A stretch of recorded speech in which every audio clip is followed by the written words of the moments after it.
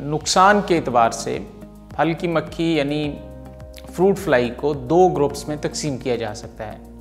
पहली किस्म ऐसी है जो फलदार दरख्तों को नुकसान पहुंचाती है, जिसके अंदर बैक्ट्रोसेरा जोनेटा है, बैक्ट्रोसेरा डोर्सैलिस है और बैक्ट्रोसेरा कुरेक्टा है।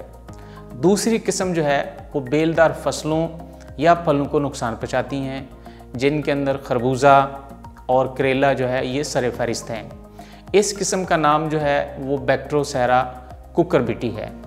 इसकी पहचान ये है कि इसके धड़ यानी थोरैक्स के ऊपर एक सीधी लाइन होती है जो कि बाकी अक़साम के अंदर नहीं होती।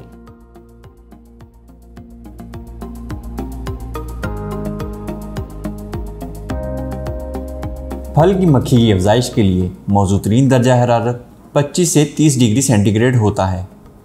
जब ये दर्जा हरारत 20 डिग्री से नीचे जाता है तो ये सुस्त हो जाती है और इसके हमला में कमी वाक़या हो जाती है। फ्रूट फ्लाई की मादा प्यूपे से निकलने के तकरीबन 15 दिन बाद बालिग होकर मिलाप के काबिल हो जाती है। मादा मक्खी फल के अंदर अपने अंडे इंजेक्ट करती है।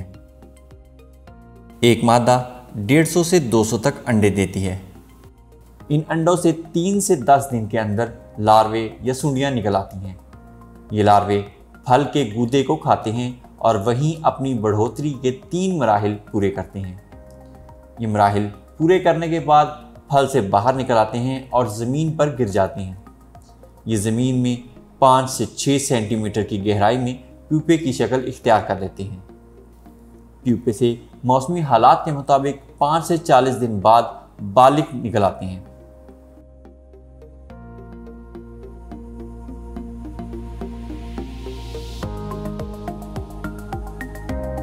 फल की मक्खी की मैनेजमेंट सिर्फ मरबूत तरीका इंसदाद यानी IPM से ही मुमकिन है, जो कि कल्चर कंट्रोल से लेके कीमियाई स्प्रे तक होता है। फल चूँकि खाने वाली चीज़ है, इसलिए इस पर डायरेक्ट स्प्रे से जितना इज्तनाब किया जा सके उतना करना चाहिए।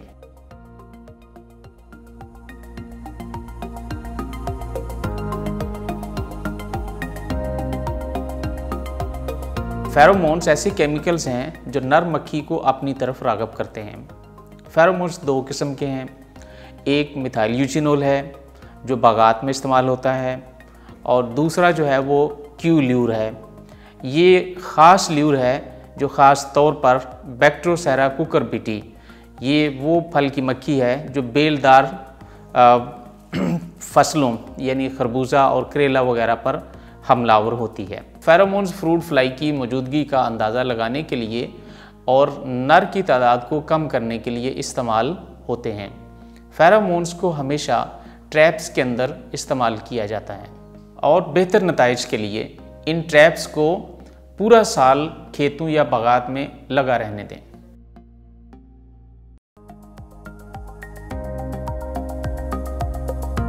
रिसर्च के मुताबिक फ्रूट फ्लाई की मैनेजमेंट का एक बेहतरीन तरीका बेट का इस्तेमाल है। बेट क्या चीज़ है? बेट एक ऐसी चीज़ है जिसमें फ्रूट फ्लाई की जो पसंदीदा खुराक है वो प्रोटीन है, और प्रोटीन के अंदर हम किसी जहर को यानी केमिकल को मिक्स कर देते हैं जिसको खाने से वो मर जाती है।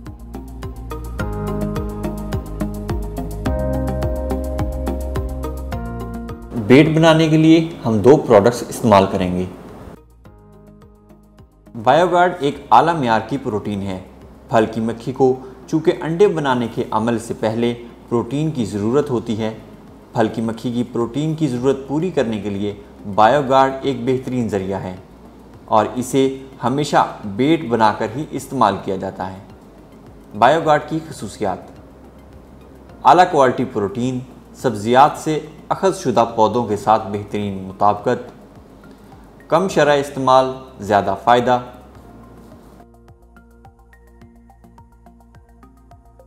एलिस्टल नियोनिकोटिनाइड ग्रुप से ताल्लुक़ रखने वाला एक मुनफरद जहर है जो कीड़ों को उनके असाबी निज़ाम में खलल डालकर उनका खात्मा करता है।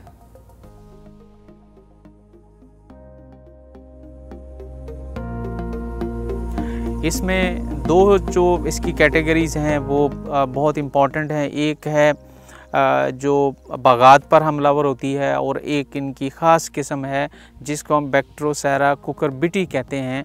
वो जो है वो बेलदार फसलें जो हैं उनके ऊपर उसका हमला बहुत ज़्यादा होता है। बेलदार फसलों के अंदर खरबूजा है, तरबूज है, करेला है, खीरा है और उसके अलावा टिंडी है। इनके ऊपर इसका हमला शदीद होता है और इसकी मैनेजमेंट जो है वो इंतहाई ज़रूरी है, क्योंकि ये इतना ज़्यादा लॉस कर देती है कि हमें फसल में से कुछ भी नहीं मिलता। ये जो पकी हुई जो तैयार फसल है उसको जो है ये डैमेज करती है। तो आज हम जो मौजूद हैं, अभी एक करेले की फसल है, ये आप देख सकते हैं कि करेला लगा हुआ है और इस पे जो है वो फ्रूटिंग आ रही है। तो ये इसके ऊपर प्रोडक्ट को इस्तेमाल करने का बेहतरीन जो है वो टाइम है। इसके ऊपर जो कंट्रोल हम करते हैं वो हम करेंगे, इसका मैनेजमेंट जो है वो हम करेंगे प्रोटीन हाइड्रोलाइजेट के साथ। प्रोटीन हाइड्रोलाइजेट जो है एक ऐसी खुराक है जो फ्रूट फ्लाई को अपने अंदर जो है वो अंडों और की नशोनुमा के लिए और उनको मैच्योर करने के लिए इसको जो है ये लाजमी होती है। तो हम इसकी एक बेड बनाएंगे जिसके अंदर प्रोटीन हाइड्रोलाइजेट होगी एक हिस्सा, 2 हिस्से उसके अंदर पानी होगा और उसके अंदर हम टॉक्सिकेंट जो है वो मिला देंगे। जब वो टॉक्सिकेंट मिलाएंगे तो उसको हम इस खेत के ऊपर, पूरे खेत के ऊपर हम उसको स्प्रे नहीं करेंगे। 1 एकड़ के अंदर हम ये कहते हैं कि आपने 60 स्पॉट लगाने हैं।